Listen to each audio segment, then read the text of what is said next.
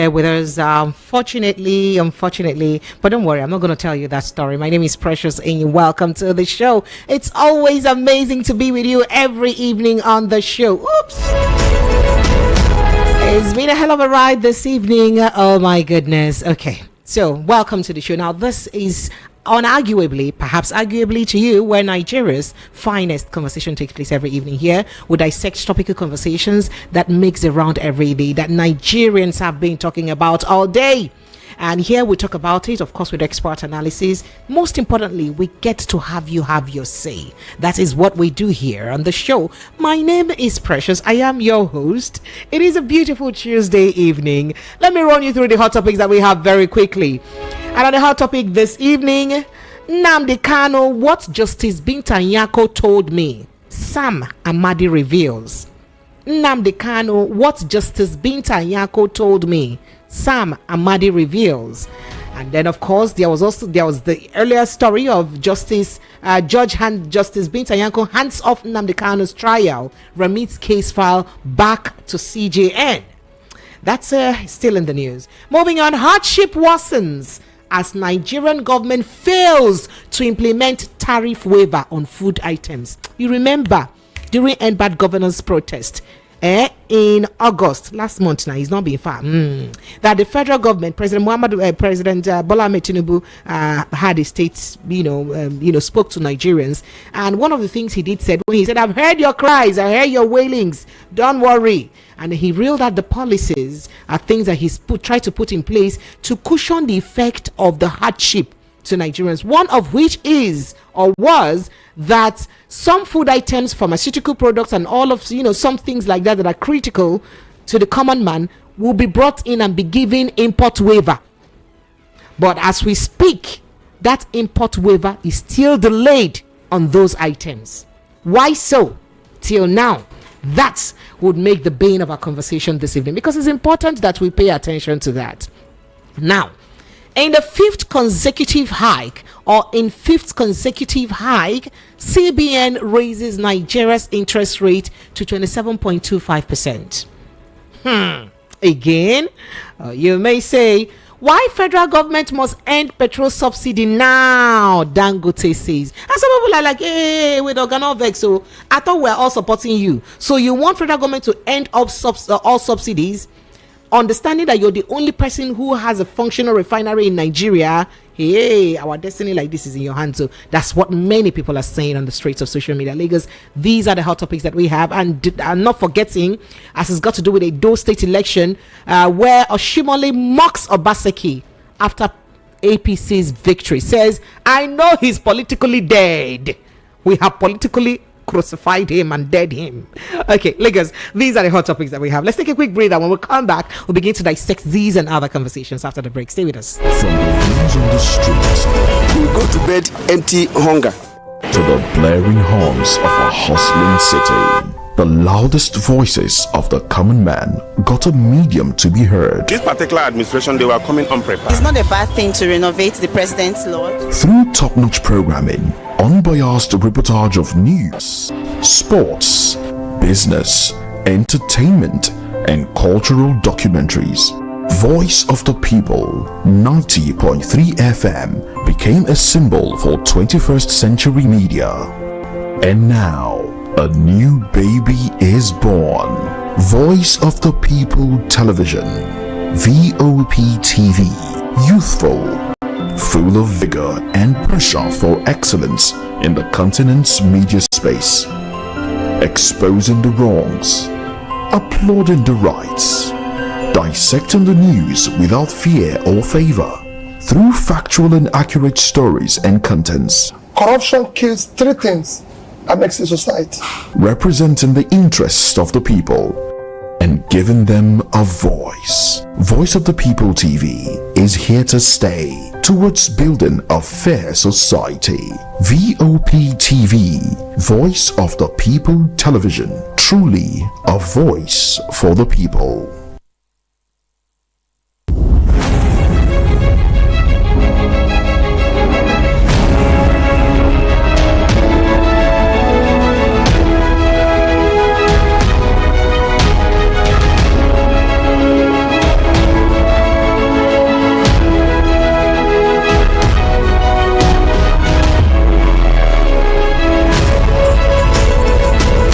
Yes, Lagos, you're welcome back. It is 90.3 Voice of the People from See You Girl Precious. That's my name. So let's get started very quickly. Now, the director of the Abuja School of Social and Political Thought, Sam Amadi, on Tuesday said, that is today, that the charges against the incarcerated leader of the indigenous people of Biafra, Nnamdi Kanu, do not make much sense legally.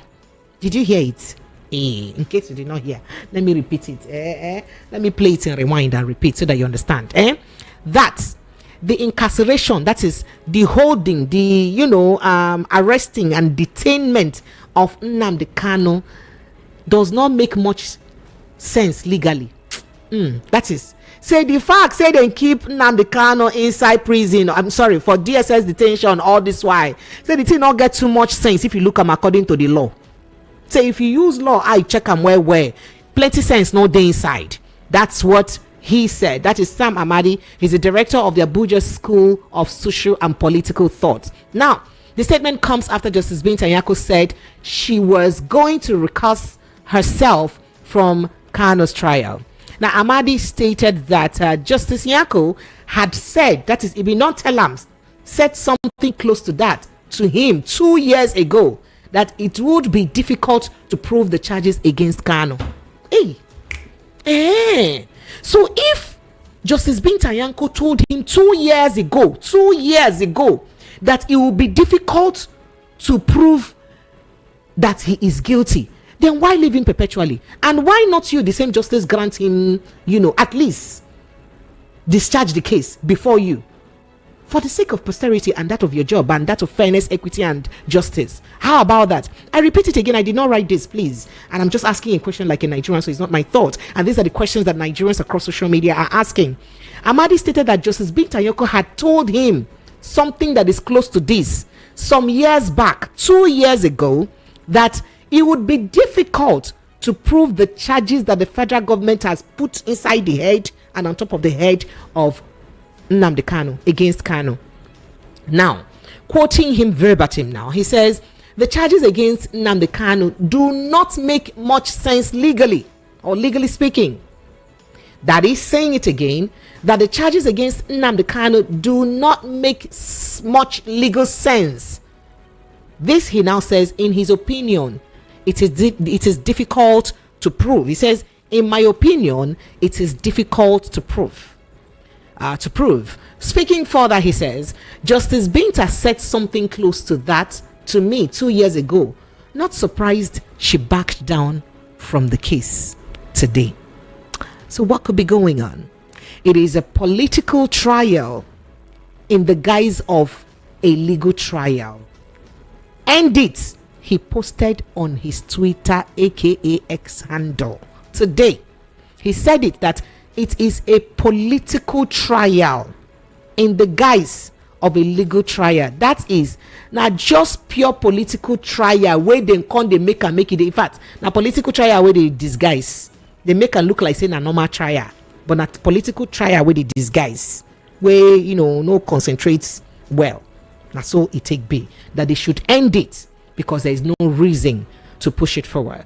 I'll be opening the phone line shortly. I'd like you to put in your thoughts and reactions on this conversation, because I really would like to know, could this be the beginning of the political solution or political resolution of this issue of Nnamdi Kanu? You'd recall that the same court had asked or advised that he seek political solution or political resolution to this case.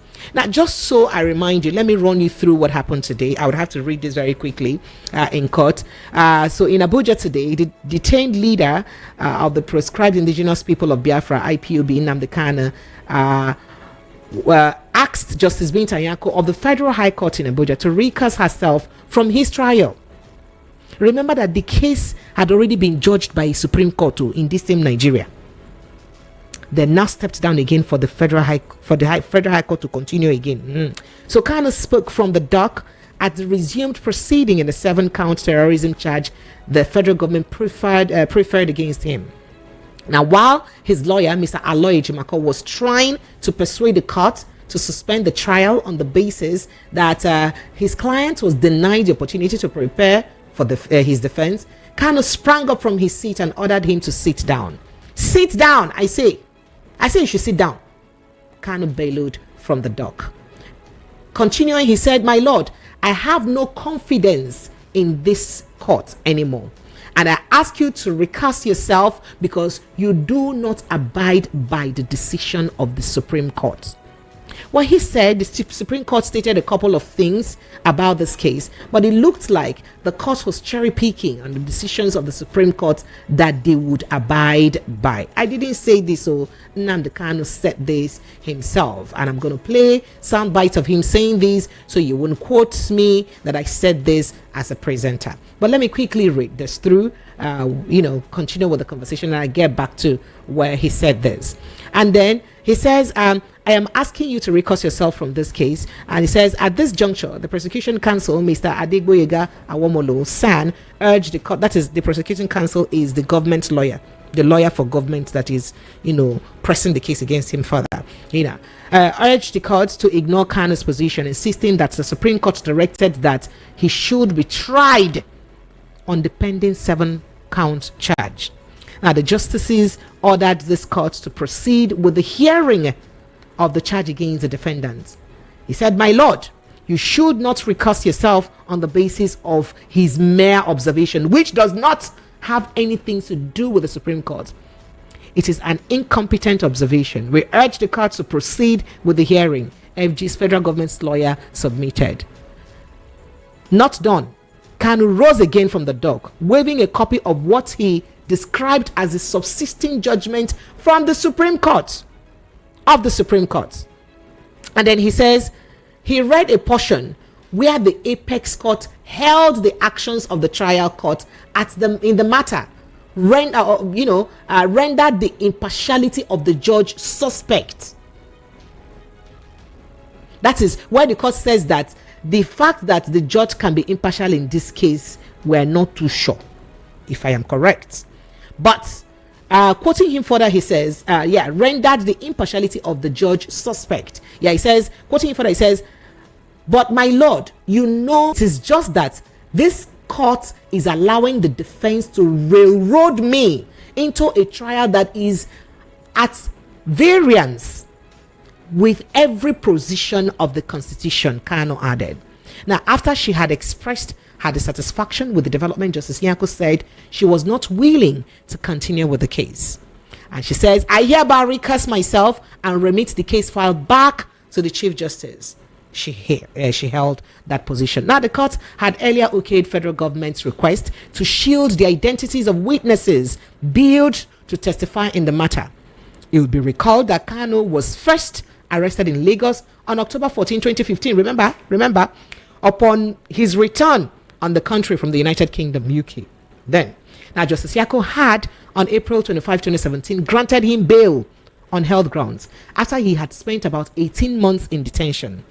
Upon the perfection of the bail conditions, he was, April 2017, released from the Kuje prison. However, somewhere midway into that trial, the IPOB leader escaped from the country after soldiers invaded his country home at Afarauku in Ibeku, Umuahia, Abia State. An operation that led to the death of some of his followers. And then I remember that he's often told the court that the reason that he did not jump bail, the reason he had to run was because that operation perhaps would have killed him.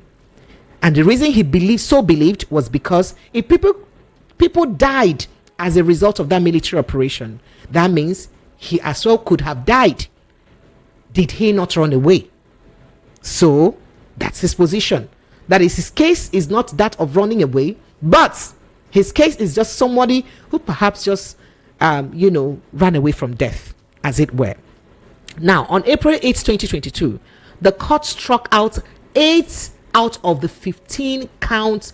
Do we even go to there? Okay, yeah. So following the development of what they said he ran away and all that, Kanu was later rearrested in Kenya on June 19, 2021 and extraordinarily renditioned back to the country by security agents, and I think sometime in 27th of June 2021.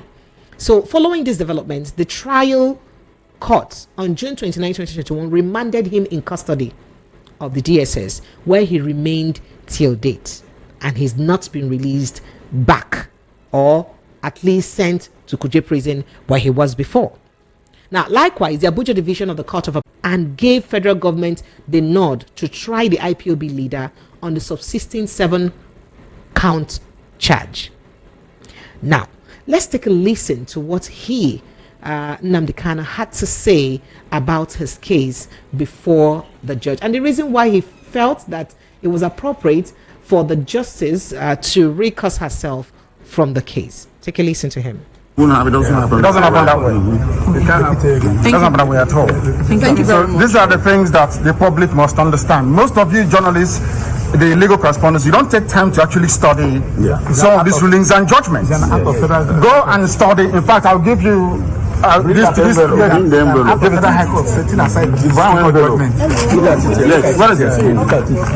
her because I think she's a bit more. Give her the sugar judgment. Can you hold this for me? I want to let the whole world understand something very, very clear. In all this is the judgment of the Supreme Court. It made it very clear that even that the impartiality of the judge is questionable. And it's here. Guys, please do bear with me. It says it here. What is it, page? What is that again? Where it says all these things are online. Is it on page 18? All these things are online. So I suggest that the journalists in this country actually take out time to do some basic research. It's not difficult, just minor research. You will understand the vacuousness, the emptiness of all the charges against me. Okay. They kept switching the charges. Yes. They said I committed this crime in England, isn't it? Yes. I made a broadcast in England. Yes. And in 9 charges leveled against me, this place where I committed this crime was London in the United Kingdom. Yes. When my lawyers came to see me, I had a discussion with them about how I'm going to defend myself. I told them that no court in Nigeria has jurisdiction to try me. Because since this offense was committed in England, so they said, it's only a UK court that can give a Nigerian court the authority to proceed, isn't it? Yeah, based on that, they removed London. Based on that, they now amended the charge again and removed London. Location of the broadcast. Contrary to section 196, 174 of the Terrorism Prevention Act 2022. In violation of their own laws. In violation of their own laws. And you want me to stand trial under such circumstances? Is that possible? Nnamdi Kanu to stand trial where these shenanigans are going on? It's not possible. You've asked Justice Binta to recuse herself. Yes. Do you have that time on your hands for the case to go to the CEJ for it to be reassigned to another judge? As long as justice will be done at the end of the day, that's what bothers me. For justice to be done. I cannot be tried in violation of a key provision of the Constitution of Nigeria, Section 36. It's as simple as that. But now she's saying the part of the topic I'm making reference to was a contributory statement by one of the justices. The Constitution of Nigeria says any determination made by the Supreme Court is binding on a lower court. So I was actually surprised that a high court have refused to obey or abide by the determination of a Supreme Court judgment. And then take the only part that is against him and then refuse to apply the part that is in favor of him. This cherry picking of what was contained in the Supreme Court judgment is what I'm against. Yes, that's correct. It should be implemented holistically. Yes. I'm not against facing any trial. After all, I'm innocent, so they have not been against me. But there cannot be any trial when key sections of the Constitution and a key Supreme Court judgment has been violated by a court of law. So you'll be patient for the case to go back and come back to the court? This is my 4th year in solitary confinement in detention. The 5th year will not kill me. So you heard that from Nnamdi Kanu himself there speaking regarding his case. So the bone of contention is, it does look like the courts or the federal government in this case, who is a prosecuting body, picked some parts of the judgment of the Supreme Court against him, and perhaps the parts that the federal that the court had said that he should be tried for the other 7 count cases, but did not pick the other aspect, that is the parts that is against him, and did not pick the parts that perhaps favored him. And that's what his problem is, that if you want to interpret the actions or the judgment of the Supreme Court, please interpret it holistically. Do not choose part of that judgment that you interpret and then leave the parts that you do not want to interpret. And that's the bone of contention. And today, in court, the justice recast herself from the case and says, I know they do again. Make us send them back. But you did hear when the journalist did ask if he can wait for that case to be reassigned, because it would take the case going back to the CJN, and then the CJN would have to reassign the case to another judge before this trial will start, appointment will be fixed, and then they'll start trial again. But he says he would wait, that if he's waited for 4 years, that means he can wait a little bit more to get justice. That's what he said. But going back to what Sam Amadi said, that Justice Binta Nyako had told him 2 years ago that it would be difficult to prove the charges against Nnamdi Kanu. If indeed that statement by Sam Amadi is correct and truly attributed to the revered Justice Binta Nyako, then why still preside over the case for the past 2 years? That's the question many have been asking on the streets of social media. If you had made that statement, or perhaps expressed that fear to Sam Amadi, as he said that you did, that this case against him, that it would be difficult to prove, then why continue to sit over the case?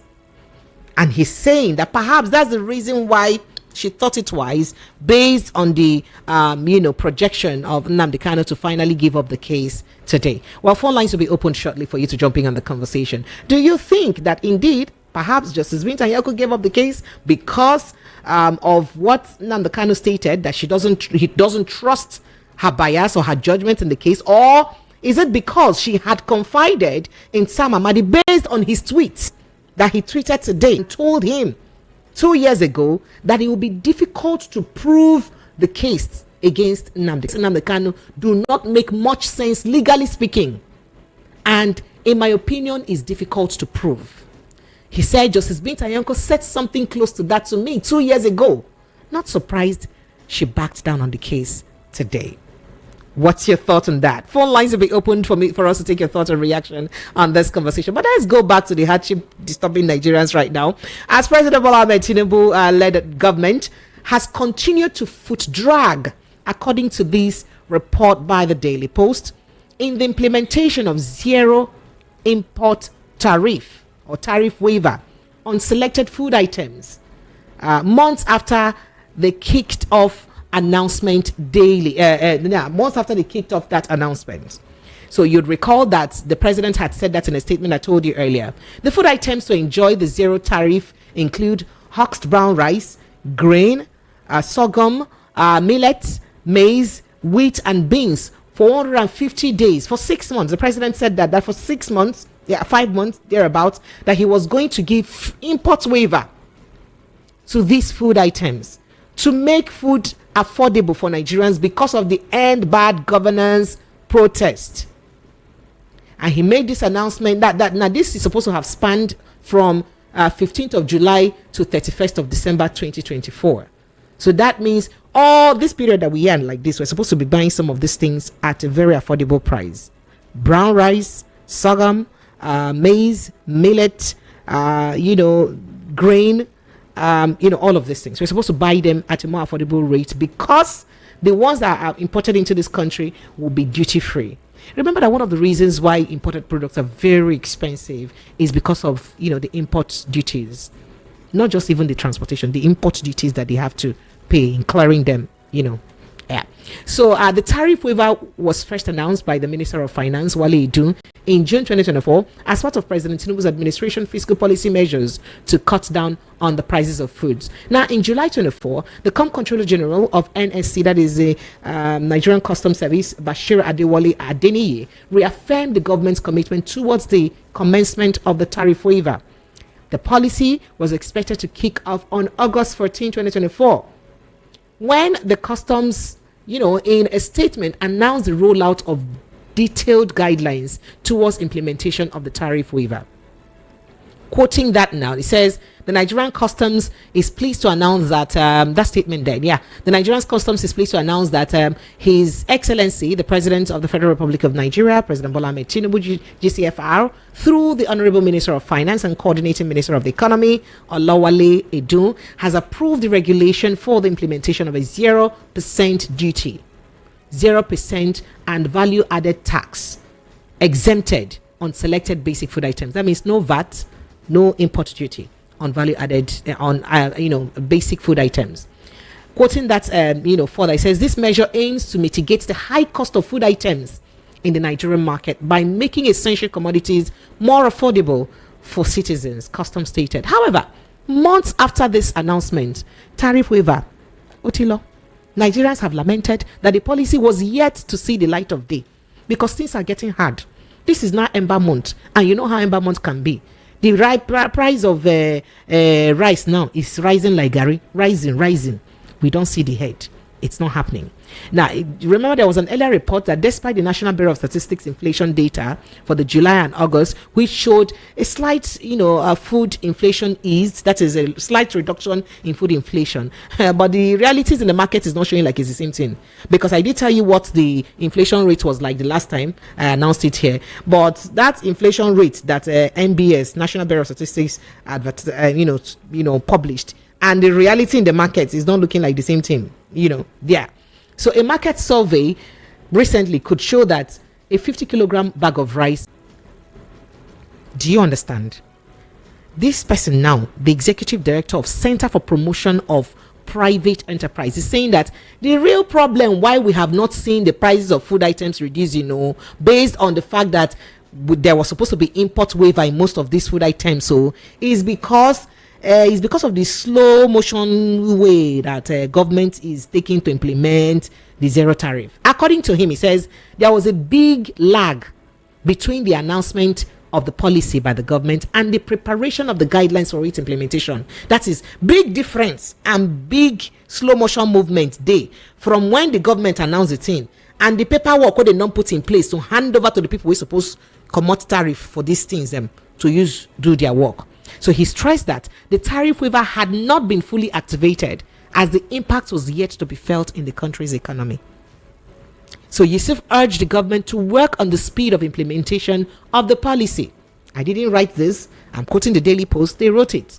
Now, quoting him further, he says the customs must implement the policy.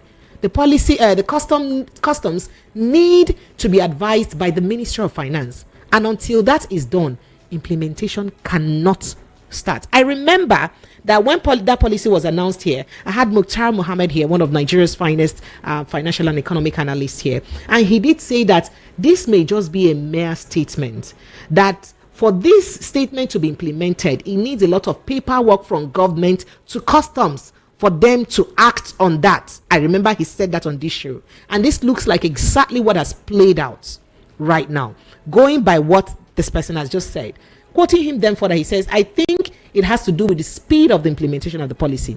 When the government announces the policy, the ministry ought to work on the guidelines, which are transmitted by the Ministry of Finance to the customs. I think there is a lag between the announcement of the policy and the production of the guidelines. The policy has not been fully activated. So he said, this is because of the process in terms of guidelines are a bit slow. The government needs to work on the speed of implementation. Now, on his part, Olufemi Kayode, a member of Association of Nigeria Licensed Customs Agents, NNLCA, and Special Assistant to Prince Adewusi Bamigbala, the chairman of ANLCA, Morrisala Mohammed International Airport Chapter, faulted customs. Now, he noted that there was yet to be a clear-cut and proper guideline for the implementation of the zero tariff policy. That is, they never even bring a guideline for them since the government made this announcement. Generally speaking, I quote now, he says, from the circular available, there are no clear-cut directives apart from the fact that some of the tariffs were mentioned. There are no proper guidelines for its implementation. The customs must put it into perspective or proper perspective. There is the possibility of internal sabotage or frustration in getting the implementation right, end quote. That is, it is possible say somebody wey dey inside house in a kakus they frustrate the effort, or they sabotage this effort from being implemented.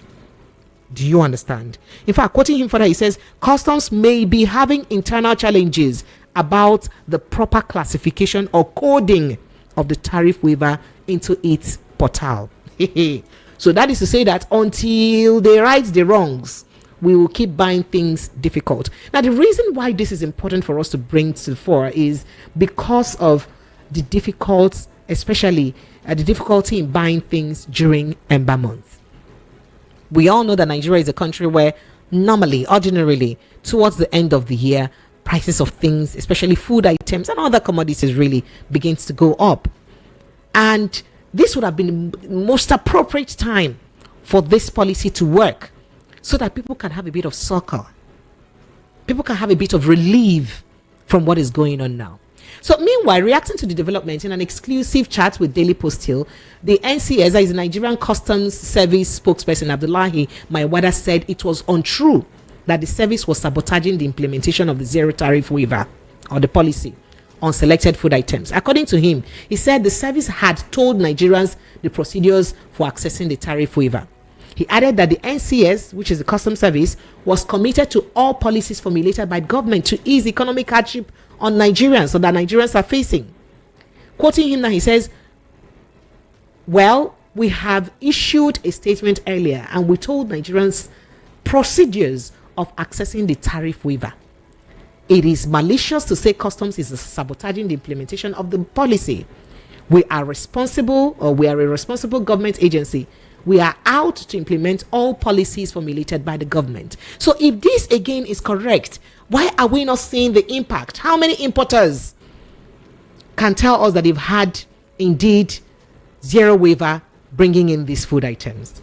That is a serious matter. And this calls for questioning. And we should pay attention to it, because Nigerians are suffering.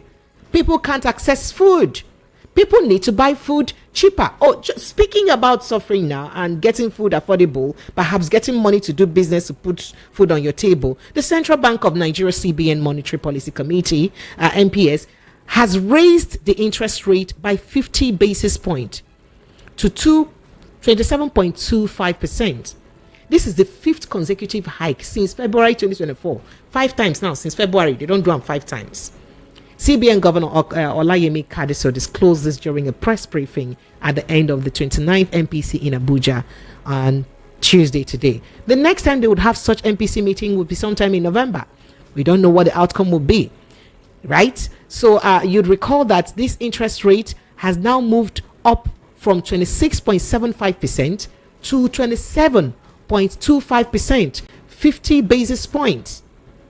So a lot of people may be wondering, okay, what is our own business with interest rate? So a normal economist would tell you that, the reason why government would increase interest rate is usually because there is a lot of money in the economy, and and that is causing a lot of inflation. When you have plenty of money, they pursue small productivity. So so it makes the government would have the need to have to press down, increase interest rates, so that these monies will look for its way back into the government coffers, so that when you don't see them say, this money where I get now, if I put on here, it will be better for me to go and make profit through treasury bonds, governments, government investments, procedures and all that. So when you don't look and say you'd rather put it into government savings and investment, as it were, that means you're putting the money back into government. And that means it will ease off the money in circulation. So it should suppress inflation. But does it really suppress inflation in Nigeria? Let's even look at the number of times this administration have increased this since February, increased interest rates in February. Has it in any way helped reduce inflation? Can we say for sure that inflation has reduced between February and now? That interest rate has been increased 5 different times? Has it worked? Because for me, if you ask my opinion, perhaps not, I don't even have an opinion per se, but a lot of Nigerians will tell you that apart from increase in interest rate, which perhaps just stifles small and medium scale businesses and gives them, stifles the opportunity to get access to loans to run their businesses. Yeah, that there are other factors that may even stop people from perhaps, the country from attracting investment. There are many other factors. Have we actually looked at all the other factors that may mitigate these issues? These are things that we need to talk about. But for the want of time, let's move quickly to other issues. So a lot of Nigerians are complaining about this on the streets of social media and saying interest rate again. For how many times again? Are we really going to breathe? That's what Nigerians are saying. I did not say that. Then we'll move straight to the president and chief executive of Dangote Group, Alhaji Aliko Dangote. He has called on the federal government of Nigeria to end fuel subsidies completely. He said make government end the fuel subsidy completely. Now, he said the removal would determine the actual petrol consumption in the country. Do you understand that? That if government does not remove subsidy totally, that we may not be able to know the actual amount of fuel you and I consume every day. That means it looks like they see some mago backyard business in the actual daily consumption of petrol by Nigerians. As he also confirmed ownership of 2 oil blocks in the upstream sector with an expected production date of next month. So he said he get 2 oil blocks and said they will start production from next month. Now, Dangote also stated that fuel production from his $20 billion mega refinery in Lagos will help ease pressure on the naira. The refinery can refine 650,000 barrels of crude oil daily. So, but a lot of people have been coming for Dangote. How can you tell government to remove totally fuel subsidy? But wait a minute. For Dangote to say that the federal government needs to remove subsidy totally, does it mean that, as a matter of fact, subsidy has not been removed totally? Which is true to the suspicion, which would be true to the suspicion of many Nigerians who have said that fuel price was just increased, but subsidy was not removed. And the downstream sector was not really deregulated. Because if it was, NNPC would not still be in charge of so many things. Yeah. And if it was, if you go by the price of oil on the price of oil in the international market and the landing price of crude oil in most countries, fuel in most countries, we should be buying fuel beyond 1,000 naira based on the dollar, the value of dollar today. So is this a subtle affirmation that indeed Nigeria is still paying subsidy? And then other people, like, the former Director General of the P2B Campaign Council, have also attacked him and said, no, I disagree with you. How can you tell the federal government at this critical time to remove the one thing that unites every Nigerian, that every Nigerian, both the rich and the poor, enjoy in this country? It will be very difficult to win by INEC. He said this during an interview this morning. Kai. Politicians and their ways, cha. That's exactly what happened. But let's go to other issues. Now, speaking about corruption in the country, the Church of Nigeria Anglican Communion has come hard on political leaders over the level of corruption in this country. They say the fantastically level of corruption is too much. So it was reported that the Anglican Church hierarchy also bemoaned what it called the insensitive economic policies of the government. That the economic policies of government seems insensitive, especially at this time. He said had put Nigerians under severe hardship. People have been saying mosques are not talking, Muslims are not talking, Christians are not talking. Then the Anglican Communion decided to talk. Now, the position was made known in a communique issued after its standing committee, which met at St. Andrew's Basilica, Hillview, Trans-Ekulu Diocese of Nike, Enugu State. So, it also spoke on a wide range of issues ranging from end bad governance protests, creeping of xenophobia in Nigeria to local government autonomy, and all of those issues. Binta Nyako had told him something close to the fact that the charges against Nnamdi Kanu do not make much legal sense, do not make sense legally speaking, and that maybe that's the reason why Justice Binta Nyako decided to recuse herself from the case. Has stopped the case, carries case file, does time saying, "What? I'm gonna take back to CGNO, make you find another person we could give him. I wash my hands off like Pontius Pilate." Who knows? That's what he's saying, because Justice Binta Nyako told him this 2 years ago.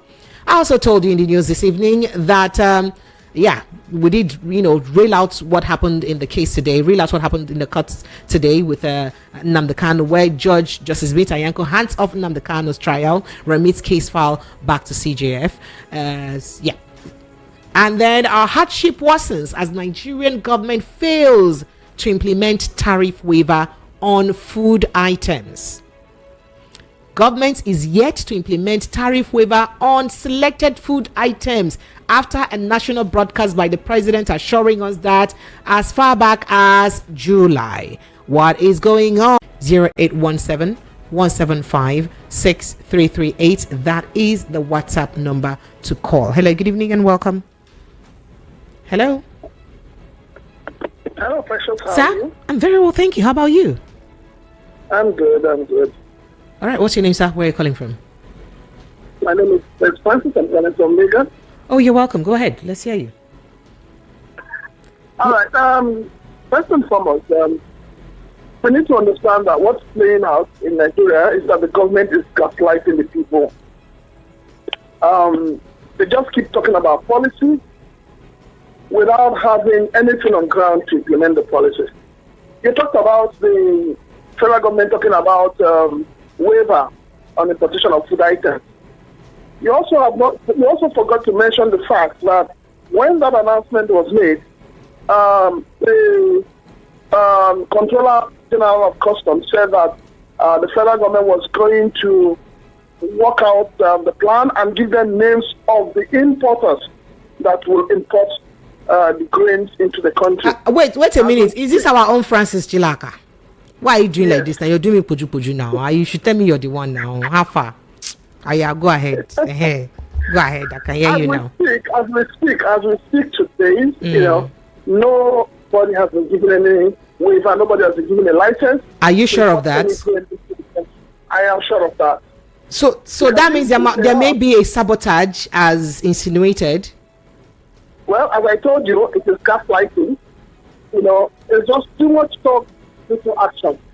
Now, going further, going to Dangote, I really don't understand what the relationship or the marriage between Dangote, the federal government, and the NNPCL.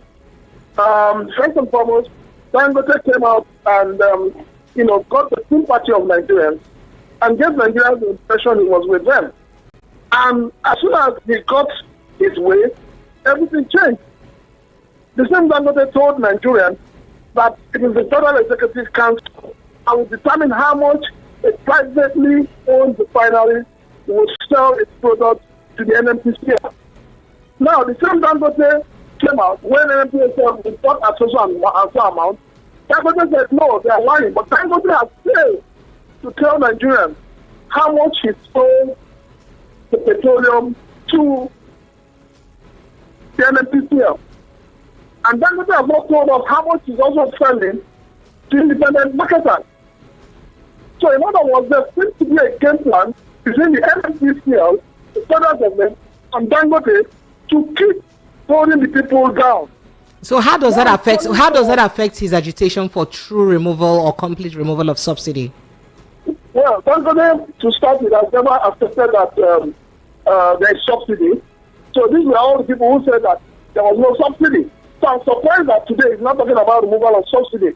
And you also remember that after Mr. President said subsidy is gone, what we heard is not that it's subsidy. We heard that it's there's another name they gave it, which is not subsidy. So this government has not been fair, has not been truthful to Nigerian people. Everything about this government has been a bundle of lies. And it is really on public unfortunate. radio, sir. Thank you. I know. And going to Nnamdi Kanu, unfortunately too, there seems to be an ethnic coloration to this whole thing. And it is very, very painful. I'm also going to speak as an ethnic person now. I'm going to speak as an Igbo man. I feel hurt because there are other persons from other tribes that have done what thing you've done, Nnamdi Kanu has done. And they were left off the hook. Who are those? So what has Nnamdi Kanu done? What did he do that Showore did not do? What did he do that the Miyatala president did not do? What did he do that Sunday Igboho did not do? So what is it? Why But is the Shawari federal did not call for government secession complaining? anyway. He called for a revolution. So he never Which said is he didn't what? believe in one Nigeria. No, but you see, with the way the Igbos are treated in Nigeria, do you think that anybody would want to force them to remain in Nigeria? For me, the whole thing about no victor, no vanquish of the Civil War is hogwash. It is total hogwash. And it is time we begin to tell ourselves the truth. You know, you can't say we are one Nigeria when some ethnic groups are treated as if they are first-class citizens and another group are treated as second-class citizens and third-class citizens. That is not what one Nigeria means. And that is not what I think that no victor, no vanquish stands for. The injustice in the land is alarming. But I also take it back to my Igbo leaders. Those who call themselves the leaders of the Igbo people, they have failed the Igbos. And we need to tell them the truth. Our governors have failed us, our senators have failed us, our honorable members have failed us. Even our businessmen who are Igbos, influential in this country, they have failed us because it is about them, their greed and their selfishness, and not about the Igbo race.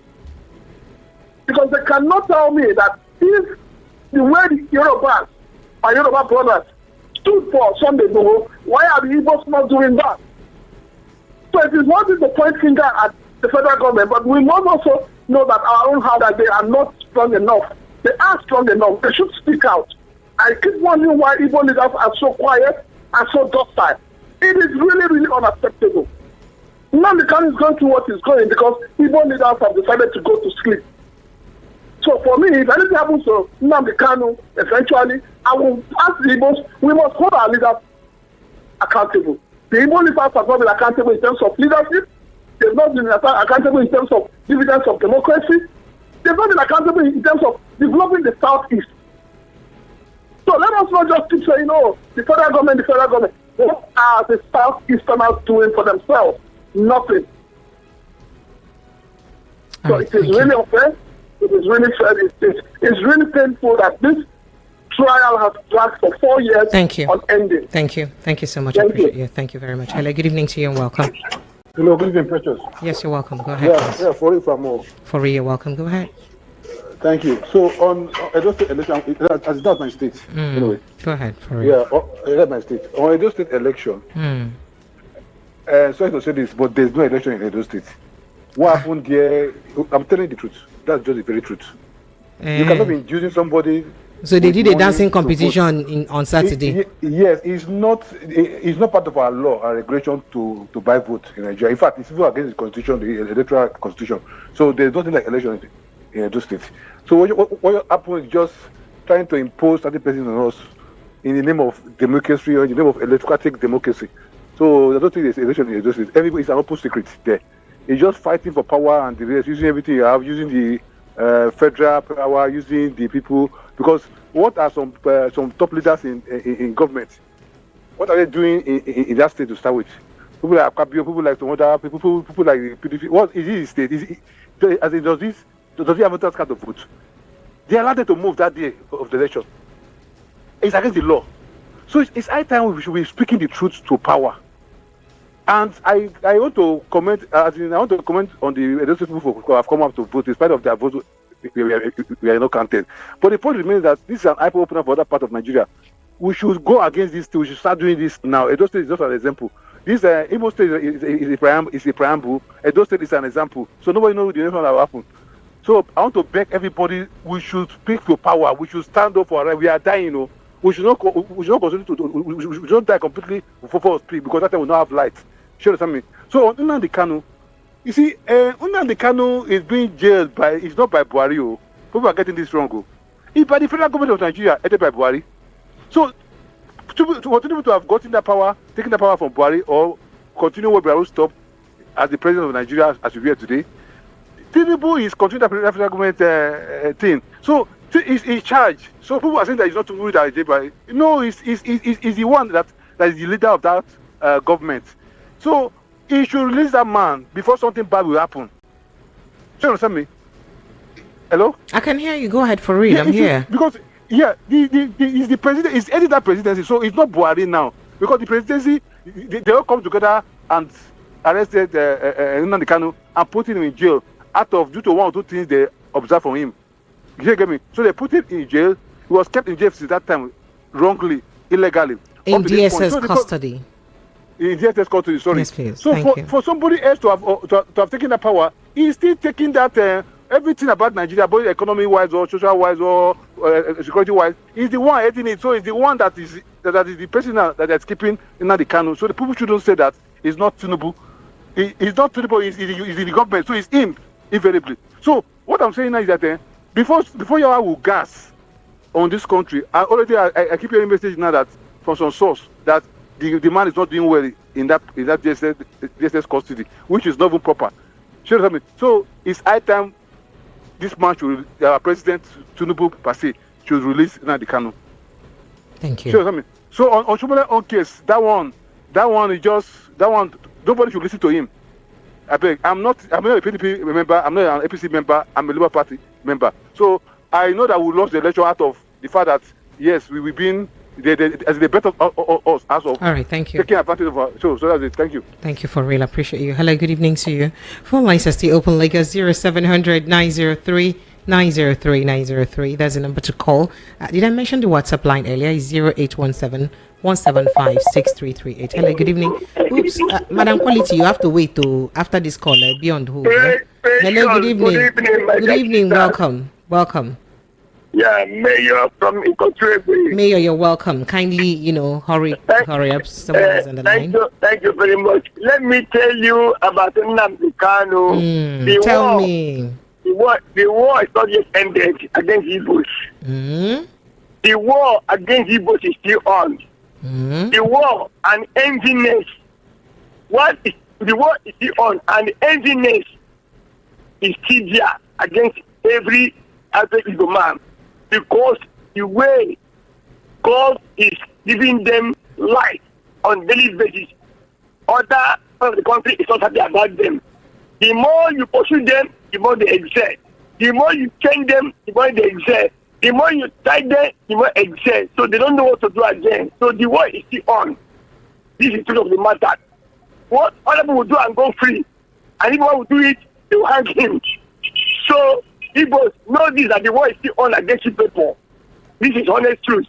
On Oshomele, that's one. But you know that there is no war against anybody. You're on public radio, but just go ahead. If that opinion by yourself makes you happy, but it's wrong to have that thought and express it on public radio. But go ahead. I have somebody on hold. Please kindly hurry up.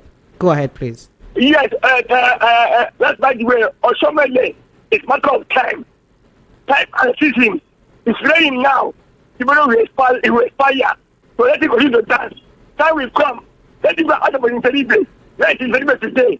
Let's order them today. Today they are on the sick bed. Let it continue. Let it continue. But one day, in time will come to pass. Thank you and God bless you. So life not turn by turn. All right, I appreciate you. Thank you. Hello, good evening. Yeah, good evening. Apologies for leaving you on hold. Keeping you on hold. Welcome. Okay, thank you. What's your name, sir? Okay, this is Nnamdi calling from Spain. You're welcome. So I must. Go ahead, please. Hello, Mr. Nnamdi, are you there? Hello? Can you hear me? Go ahead. Yes, I am. Hello? Yes, okay. Go ahead. I said I want to tell you that you stole my heart on Saturday, on Friday. I did what to your heart? You stole my heart on Friday. We disturb your heart? No, you stole. I stole. Oh wow! I never knew I was a thief. I never believe what you did. Oh wow! Tell me about it. Because you know sometimes you always defend this thing, the government. But on Saturday, on Friday, with Prince Chilak and the other guy, the man you just invited. So the man was trying to intimidate you. Stood on the. I said, "This is my baby." I said, "No, precious, no, I never believe it." So I'm just happy. So you guys don't want to understand me, Abi Ngwano. You know what you do, after now, just she's doing it. Okay. So after now, just rush down to my YouTube page if you want to know perhaps my sincere opinion. Go to my YouTube page. From time to time, I drop some things there, and then that's where you get to know the true me. Yeah. So that is a Precious Inyi TV. Precious ENYI TV together. Yeah. So you see that. So go ahead. Okay, I'll do that. Yes. Okay. Well, Precious, it's totally wrong for people to just say every time they say what have not done that other people are not. I ask what is the problem of what did Nnamdi? They should stop comparing the Nnamdi with this. Look, at precious, I will just remember. Nnamdi just came to Nigeria, just against this in the Buhari government. He came to Nigeria to visit his parents. Buhari picked him to this thing, to DSS, from there to Kujo prison. After that, they said that this guy has no case. They just released this guy. Then this guy has court. They said this guy has court. 2 days to the court case, military invade the house. Up till now, they have not caught this thing. Why did you? Who told you? What did they? What the problem? They said every time they said the man John Bear. Every time people would just call and say the Meiti Anla, all these things. Oh God, what is this? They say what have none done? Look at Meiti. No, don't stop. They should stop that. None have anything. They have anything to against Nnamdi. They just detain him. Even after that, even the court they charge him. All right. Buhari said no. They still keep him up to now. Thank you, Zerina. So to round it up, please to round up. Okay. I said now just due processes. When the federal government, they said due process. People have never worked. Just because of this time, they said they free duty. Now they not about them. They say due process. They have never gone. No time they have not. They said they've gone through the house. Say due process before they can't do anything. But now they should stop giving excuses. My dear. I just appreciated you. Made me happy throughout the weekend. Only that Edo this election for my day. But I will appreciate you. I beg. I don't want to spoil that day. Have a great day. Thank you so much. Have a great day. Okay. Thank you. Okay, Bye-bye. have a good night. You too. Bye. Hello, good evening. Apologies for keeping your notes. Sir. Precious, how are you? I'm fine. We did fine, all of us. Precious, Joe from Barega. Joe, you're welcome. How are you doing now? Precious, the news from Edo State say I should tell you people that it's good the money they collected, he will do all of them to buy rice till 2027. Not really 2027 now. Not bother. Their own next election at 2028. They have collected the money to buy rice from now till 2027. Congratulations to the youth in Edo. Congratulations. Yes, thank you. Good night. Good night. If that's what they sent you. Hello, good evening and welcome. Hello, this is Jonathan from London. Oh, God, Jonah. Salam alaikum. Walaikum salam. Okay, that's good. How are you? Not too bad. Oh. So let me quickly jump on it. Regarding the Nnamdi Kanu, I feel sorry for legal profession when I'm watching the video today. And I feel sorry for Justice Binta and Nyako. Because when I saw the way Nnamdi Kanu was schooling these people, say that this is the way this thing is. And even none of the lawyer can say, no, it needs to be corrected. I said, no. Our judiciary, this man is just keep on exposing the judiciary. They have tried this man for how many years now? We have had a lot of cases. Local government autonomy, how many weeks they used to decide this case? I can mention like 2-3 cases. National anthem, how many weeks? National anthem. Calm down now. No, you don't reach to make that comparison. It's not comparison, but this is the case of a national urgency. So you have bring on terrorism charge. It's a very serious charge against the state, and this man is telling you that you are acting against your own constitution, and nobody among the lawyers around said no. Okay, you are saying the. I said no. This one, I feel sorry for judiciary. Oh yeah, sorry. Thank you. I feel it's not even a good story to tell. Thank you. And I watch you in your YouTube page when you are saying that we are generating 5,000 megawatts. You are not fair to us. How? We're not. It's not up to 5,000 though. Remember, this 5,000 will be battling it from Obasanjo's administration till now. What about remember that? Remember that they added about 400 or something, 300 and something or 400 and something megawatts recently to increase the megawatts now to 3,000 something. It didn't get up to 4,000 still. We're still struggling with that. So I don't what about this one we are generating from generators? You didn't add this one to it. I'm sorry. Come on, be going from my radio. Come on, pack your load and go. So we count that one that we generate from generators too. Thank you so much. Hello, good evening to you and welcome. Good evening, my name is Ifeanyi from Ifodu. Ifeanyi, you're welcome. Go ahead. Thank you. Yes. Number one thing I want to say is about Binta and Nyako something. You know, everybody will always blame that woman, but for me, I'm not blaming her because she's doing whatever she's doing under someone's infliction. Someone is kind of pushing her on what she's doing. And thank God today that she has washed off her hands. She knew the right thing. She knew, but she's afraid of her life because she may do something and later it may be against her. So that was why she was just following up. But thank God that today she freed herself from that. She told you this? That is number one. She told you this? That is what happened. Everybody knows it. That is what happened. Yes, she just decided to free herself today and to have her mind for rest. That is one. Okay. Two. And two is about the import duty that they said they are removing from. They are removing all those charges and all. Yeah, so from rice and other food items, so that we can buy food very affordable. Yeah. The implementation now, they have been waiting for implementation for past how many weeks now, how many months now. Probably it may take like 2 years or 3 years before they will implement it. But national anthem, they don't reach 2 weeks, they implement it. Yeah, sorry, no. So to increase fuel, you will not reach out a week, they will increase it. To put taxes on people, will not reach how many days, they will increase it. Anything about whatever that will bring problem to people, that one is very, very easy. Light issue, very simple, they will increase it. But when it comes to the one that will benefit people, it will take them years before they will do it. I have someone on hold, please. Thank you so much. I appreciate it. Thank you. All right. Hello, good evening and welcome.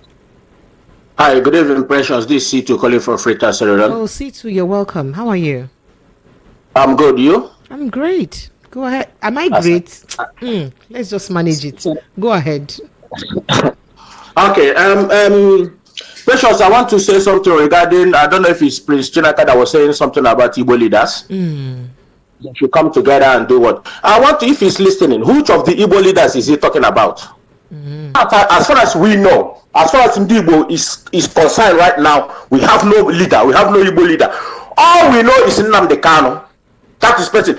Which Igbo leader? This cowards? You don't come on. C2, I have missed you. It's been very long. But you know, I will not let you say those things on air. So you have to take it back. No, take it back. You will not use bad words on someone on my radio. Precious, you can sit down in your house and abuse who you want. You know me. I love you too now. But please take it back on my radio. I take it back because of you. Thank you. God bless you. Go ahead.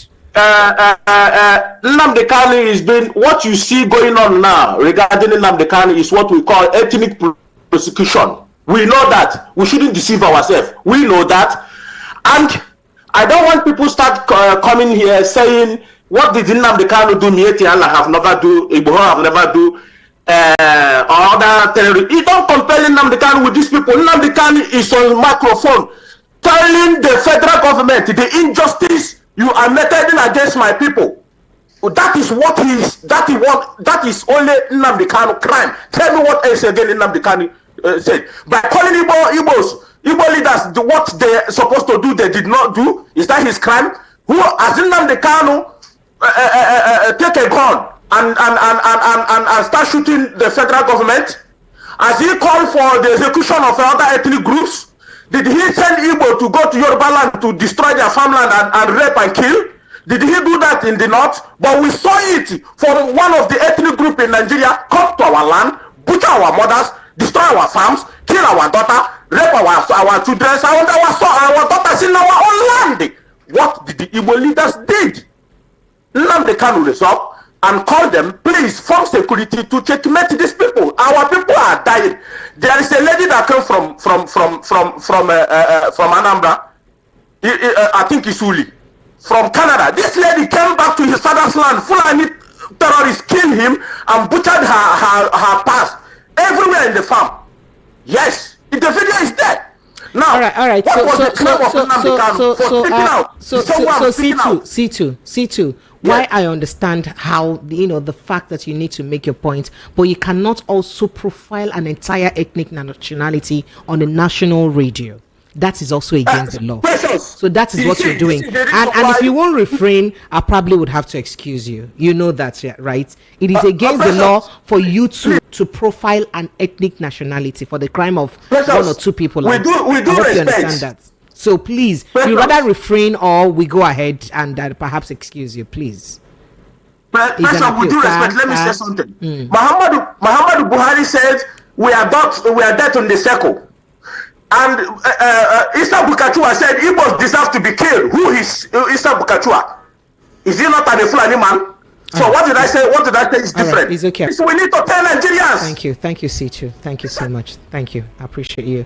Whilst it is important for you to have your thought or air your views, but you must do that with some decorum so that we don't keep fanning, the destruction of ourselves in this country because of emotions. Please, it's important to put that into perspective. Hello, good evening and welcome. Precious. Sir.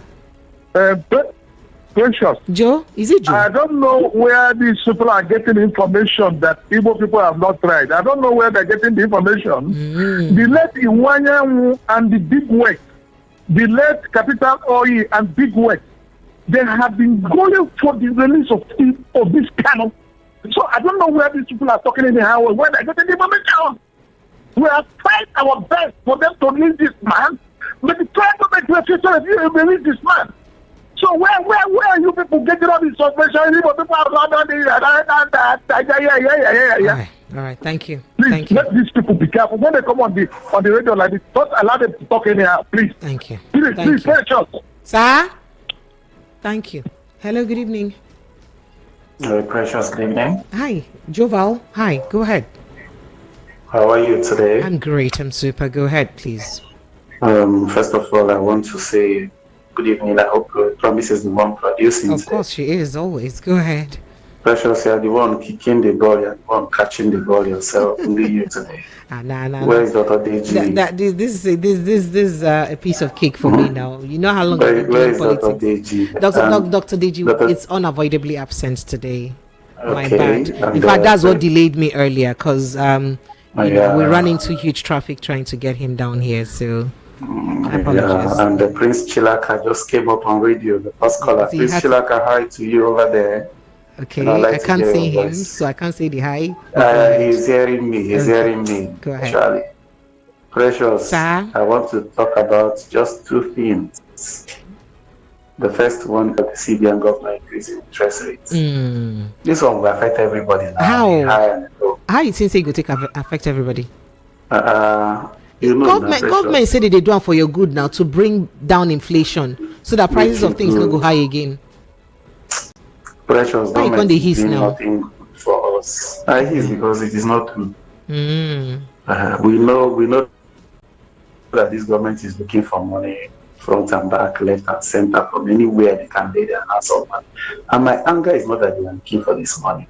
My anger is that, look at it, the CBN governor bought vehicles worth of how many billions. He has not been able to respond. This accusation has been coming up. He has said nothing. Please, you should say something.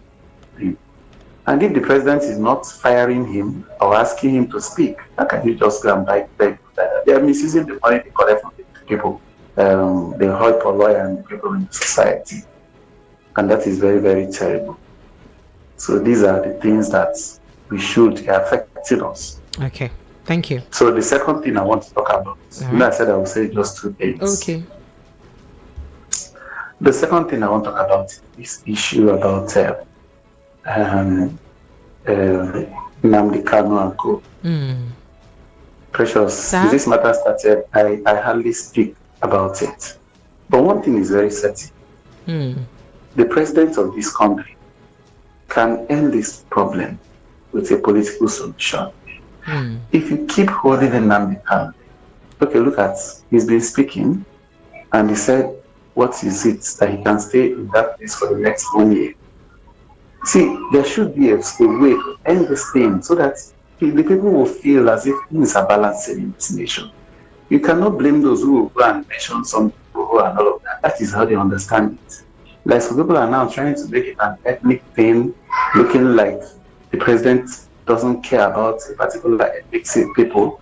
This is something that began between him and Buhari. And let me correct a caller who said that he came into Nigeria and was picked up. Nnamdi Kanu was not picked up in Nigeria. He was picked up in Kenya. So that's what he talked about the first time. I think that was in 2017 when he came in. Okay. So yes. I thought he was saying that. So we need to correct such things and so that we get on the right. Of course, everybody understands that the 2021 extradition was from Kenya. So that's a fact. Then that is that. Then I want to plead those who are. But you've taken so much time, Joval. Please, if you are calling me, please. We are enjoying what you say. We are hearing you. You don't need to shout. Just make your point. We'll listen to you. We'll learn from you. Please, for those who are going to call in after, I know how passionate it is. I don't want to say my mind like you were saying that. What you need to, Precious. You know, I am radio friendly whenever I'm calling. If I say what is in my mind, you will ban me from calling here. So please, for us to enjoy those who are please call after me. Please say what you want to say in a fine language. Thank you, Joval. Thank you, Precious. Thank you, I appreciate you. Thank you, I appreciate you. Big ups, man. Thank you very much. 0700 903 903 903. Let me quickly rush to my WhatsApp messages now. Yes, UC from Ijegu says, good evening, VOP. I have followed Nnamdi Kanu since 2014. I can boldly say that 85% of what he said about this country has come to pass. I plead with the federal government of Nigeria to release and compensate him. Wow. Good one. Okay. Okay.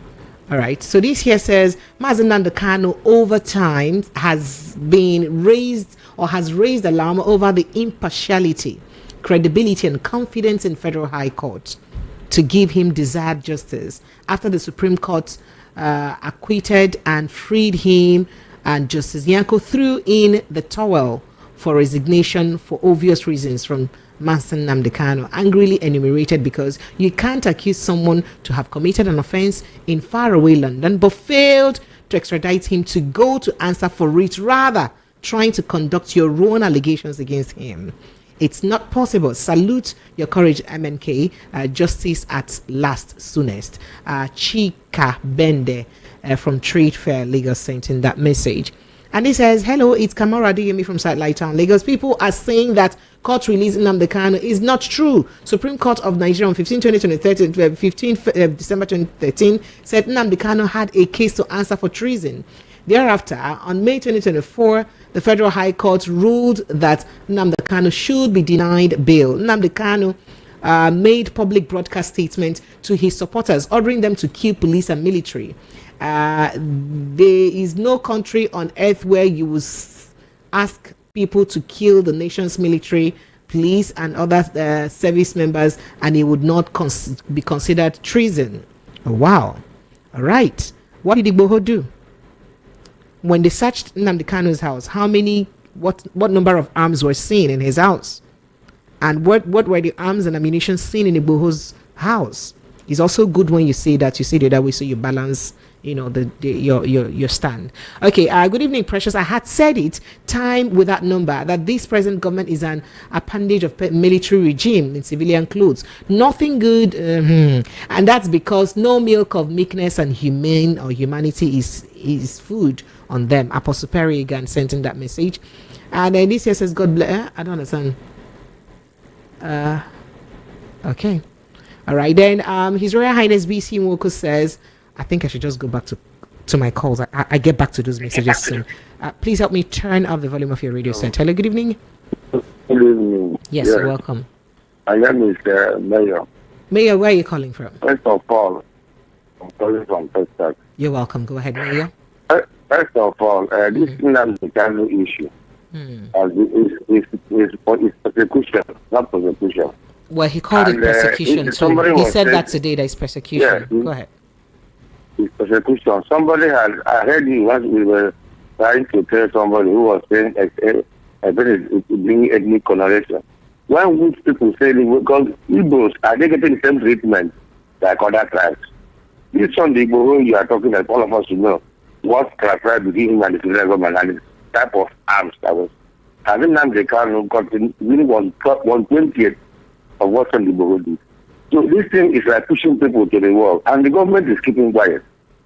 It is not fair.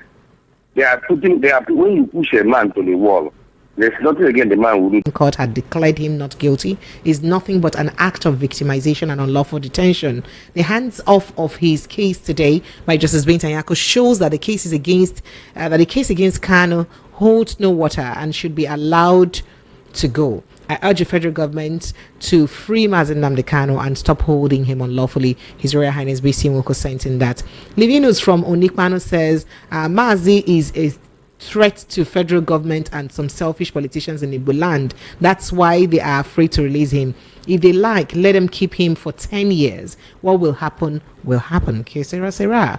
For Shomale, he has the right to say anything right now with Akpabio, not knowing what he's doing as a Senate president. I don't understand you. South people are as ashamed of Akpabio. I don't understand you. Thank you for your wonderful night. Thank you. You too, to have a wonderful night. And this here says, Precious, on Nnamdi Kanu's protracted case, it was clear to all and sundry from the outset that the government is on a mission to punish him unjustly. However, MNK should also initiate a plea bargain instead of being confrontational in his approach. I hope someone reminds him that the judiciary is a puppet of the executive. Yeah. Who made them? Stop it. And unfortunately, the Southeast politicians and leaders have lost their voices as regards the suggested political solution. This is Nigeria, and justice always for the privileged and powerful. That's what you said. Comrade Tosin Williams from Ogun State sent in that message. And then this here says, Mr. Kashmir Uzoigwe says, the federal government has shown unfair treatment toward Nnamdi Kanu. The APC administration has undermined the judiciary by merging the three branches of government into one. Nnamdi Kanu should be released immediately, and the president must stop pretending to support the truth. Which pretense now? And then Dayo from Fagba, I guess this is you. You say, good evening, Precious. Olamileko, Precious with Olamileko from Lagos. It is you, Dayo. I know you. Congratulations, your president has snapped. You see, you've come again. You've come again, Dayo, I cannot read. My mouth will pay me to read your message. Tinubu is very tribalistic. Igbo who committed more offense than Carlo, but was set free. Any Igbo that tries what Shawari is doing today will be arrested and charged for treason. Igbos home and abroad should arise and fight the injustices of Igbos in Nigeria. Ukon from Ikpaja sent in that message. Precious, you actually spoke non-stop for about an hour. Wow. Mouth no go pain you, my love. Let me help massage the mouth. Don't help me, eh?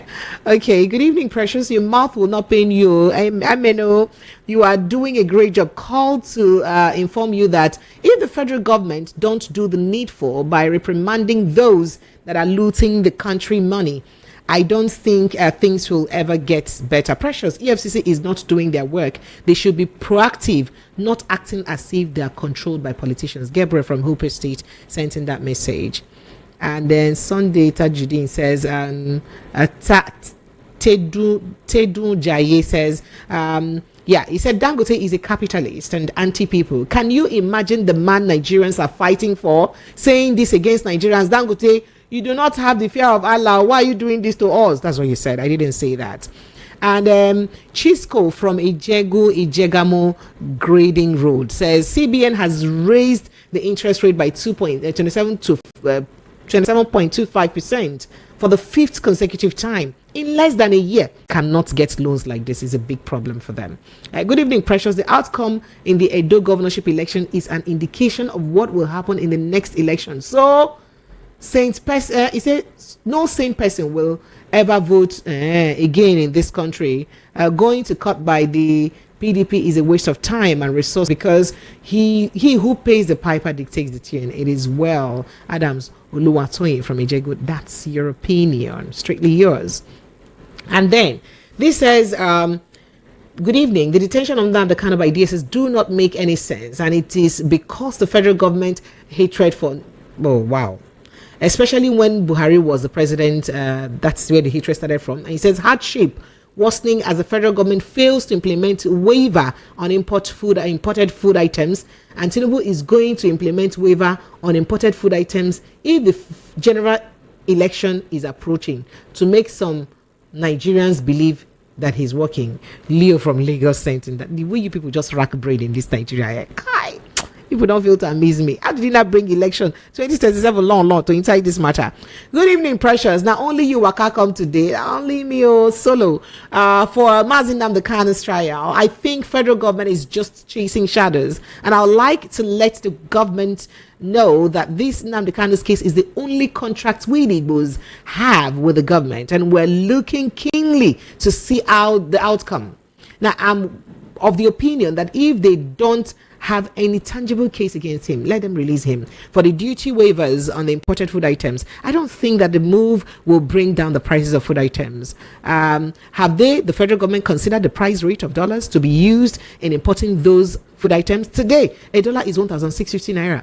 The only solution is for government to fight the issue of insecurity in our farms so that farmers can go back to their farms. Aside from all of these policies, it's just another way to enrich some set of people, and then you leave the rest out of it. Ernest from Ojo sent in that message. Precious, one by one, they will hands off Nnamdi Kanu's case. Freedom, precious. I say freedom on the way. Kachunwachuku sent in this from Ajao. And good evening, precious. Please, is call for revolution not a treasonable offense? Please educate me on this. Emeka from Abesan sent in that message. Leave me, Emeka. Leave me. Okay. Good evening, VOP. This government should release Nnamdi Kanu. He did not commit any crime. Again, this government is not ready to help our hardship at all. May God help us. Perpetua from Isheri sent in that. And Caroline from Ikotu says, Sister Precious, good evening. Please, and help us tell all Nigerian government to please release this man, Nnamdi Kanu. According to caller, though I don't know how sure he is, that man shouldn't die in prison, please. And then Precious, good evening to you. Please kindly treat the issue of 500 million donation by Sheyi Tinubu. Where did he get that humongous amount of money humongous from? What is his job? This is a topic to be thrown, that is not to be thrown to Nigeria, to be thrown to Nigerians. At this point, there's nothing to be afraid to discuss. Impunity is seriously on the rise in this government. Anonymous sent in that. Anonymous, I don't know if you remember that there was a report that Sheyi Tinubu co-owned a company with Richard Chagri's son. I think Richard Chagri Jr., that's the first name. I can't remember now. And that there was a time that it was also alleged that Lagos Calabar Highway project, railroad, Lagos Calabar Highway, coastal highway, was actually awarded to the company. And if you do not know, Sheyi Tinubu, we also have heard multiple times from, sources from the streets, that he handles most, external advertisement, digital billboards in Lagos. If that statement is correct, or that, then 500 million should be a piece of cake. Do you know how much to put up advert on an electronic billboard? Come on. Why are you doing like this now? So he should be a big boy on his own, gentlemanly. So 500 million should be a piece of cake. Yeah. And Medugri people should just calm down. Anti-prepare, we Igbos are our problems. We don't like ourselves, both our leaders, and we're doing business in our various places. Anti-prepare, do you know my own Igbo brother went at my back and paid a land I discussed with a Yoruba man at 4.5 million. My Igbo brother went to my back and paid 5 million. Anti-prepare, we Igbos are evil and we never see anything yet. Away. It don't reach like this. Okay. So let me go to YouTube, where I have quite a lot of reactions. Emeka Weke says, good evening to all. And he said, Nigerian government should release Nnamdi Kanu from illegal detention until Nigerian politicians and political rulers understand the true meaning of rule of law. The country will not move forward. That's what you said. Okpo says, Precious, that thing you said, I return it back to you 50 million times, president shaking together and running over. Do you understand me? Because I don't write any news that I present here. I present sources from newspapers and their mainstream media. So whatever you wish me, I give it back to you in president shaking together measures. I don't even have chills on that. Amarachi Uche says, Nigerian government is a shame. Okay, he talked about President Buhari and Malame, the disgrace. I don't get you. Jessica Sumano says, VOP precious and good evening. Thank you. Justice Nyako is seeing the finger of God. That is why she can't continue with the case and her hands and put her hands off the case. But God will appoint another judge to continue the case.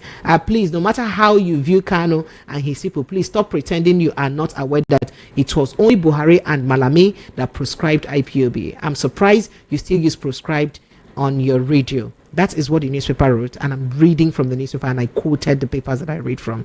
I hope you're okay, Amarachi. I appreciate you. Kelechi Efuribe says, Nnamdi Kanu has no case to answer. He is an innocent man fighting for his people. We love him, and he remains the only true leader in Igbo land. Bless Ken says, Ogechi 2010 says, everything about your APCs. Yeah. Grace George Izuchuku says, free this innocent man. Emeka Weke says, self-determination is a right and not a crime. Peter Chika says, Peter Chika Ndubuisi says, precious judges in Nigeria are under president and governors. So Binta can't give that order. Is the biggest problem to Nigeria since APC took over. Wow. Emeka Weke says, Nnamdi Kanu did not commit any crime. And okay, Chukumba says Nigeria is no, it's not. I'm not going to read that. Uche Hope says, good evening, precious. Nnamdi Kanu was not extradited but kidnapped by the federal government. And then Isioma Christopher says, precious, please help tell Buhari and APC government to release Kanu and let's do what? Let's hide in shame. Let's hide in shame. Yeah, that's what you said. All right. Okay. So thank you for your thoughts and reactions. Let's see if I can do a few more WhatsApp messages. Can these Igbo people leave Edo people alone? They are not talking about Imo State the way they are talking about Edo State. Yeah. So the APC took all the local government PM in Imo State, leaked up, took it away. You guys should talk about that too, yeah?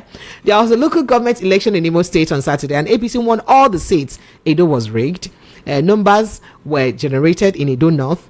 It's so myopic to think that the whole 18 local government in Edo State sold their votes. Vote buying happened mostly in Edo North. Northern parts of anywhere in the world is always the problem. Purge yourself from thinking Edo is Labour Party headquarters. Edo Dion. Osaze from a Gondo sent in that message. Kai. Okay.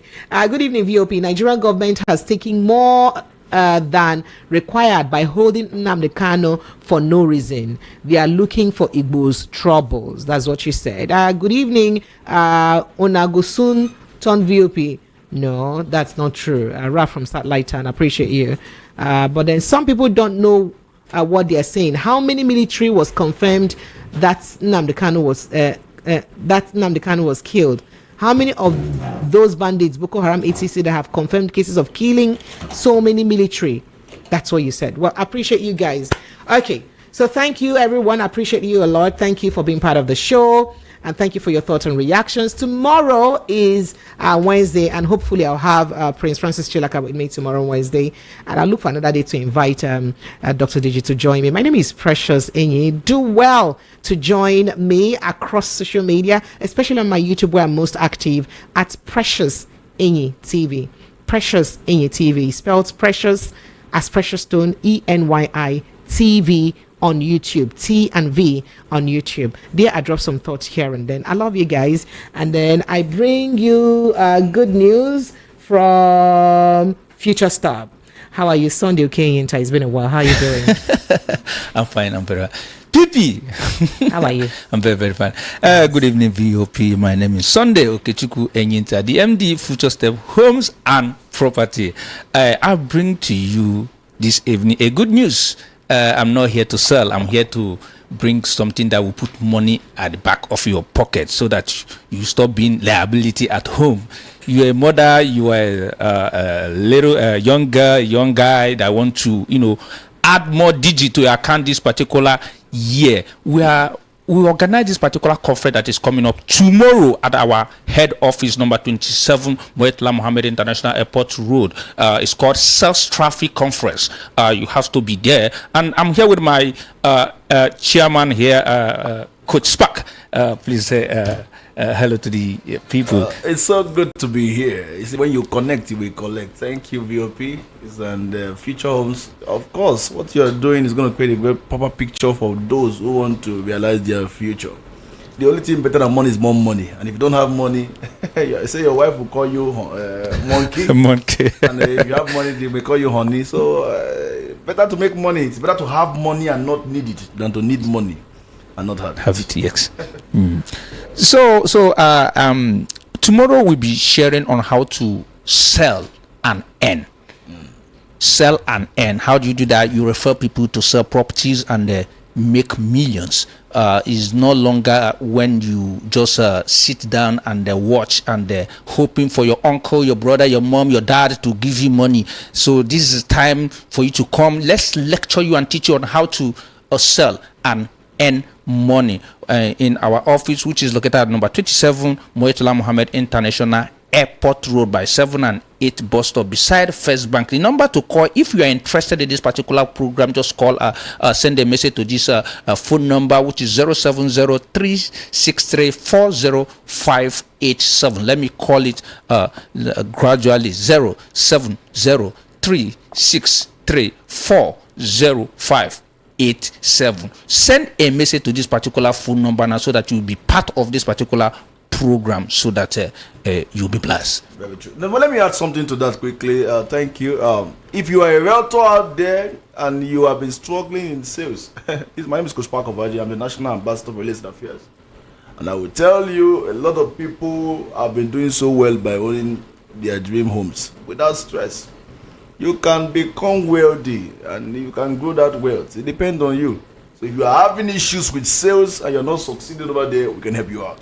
Then, for instance, maybe you are looking at for something to do in the economy. I say you want to do better, you want to grow so much of your income, you want to make more money, you want to earn as little as 500,000, or you want to earn as much as 4 million monthly. Like some of us who used to stay in Paco as an uncompleted building. That's my story. And we are here owning a street and having so many vehicles all over the place. This is how we all started. You want to hear how it all works, then we can take you up and God will help you, and you'll find out that you become wealthier than you can imagine. So we need you there. I want to see you there tomorrow morning as early as possible. It's for 9 a.m. Yes. You already had the venue already. I think you just give them the phone number again so they can call that number or send an SMS quickly. Thank you. The number to call is 070-363-40587. 070-363-40587. Thank you. All right, thank you very much. I appreciate you. Looking forward to seeing you next time. Oh, precious. Thank you so much. And Lagos as the size of a package. You know, I love you guys. Please ensure you protect your mental health because wahala, not a finish. I love you, Lagos, Nigeria. Good night.